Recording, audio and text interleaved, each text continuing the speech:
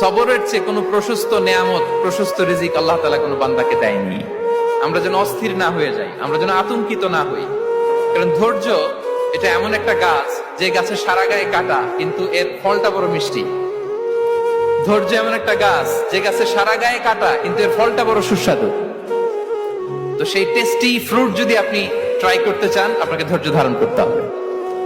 সবরের চেয়ে কোনো প্রশস্ত নেয়ামত, প্রশস্ত রিজিক আল্লাহ তাআলা কোনো বান্দাকে দেয়নি। আমরা যেন অস্থির না হয়ে যাই, আমরা যেন আতঙ্কিত না হই। কারণ ধৈর্য এটা এমন একটা গাছ, যে গাছে সারা গায়ে কাটা কিন্তু এর ফলটা বড় মিষ্টি। ধৈর্য এমন একটা গাছ, যে গাছে সারা গায়ে কাটা কিন্তু এর ফলটা বড় সুস্বাদু। তো সেই টেস্টি ফ্রুট যদি আপনি ট্রাই করতে চান, আপনাকে ধৈর্য ধারণ করতে হবে। সবরের চেয়ে কোনো প্রশস্ত নেয়ামত, প্রশস্ত রিজিক আল্লাহ তাআলা কোনো বান্দাকে দেয়নি।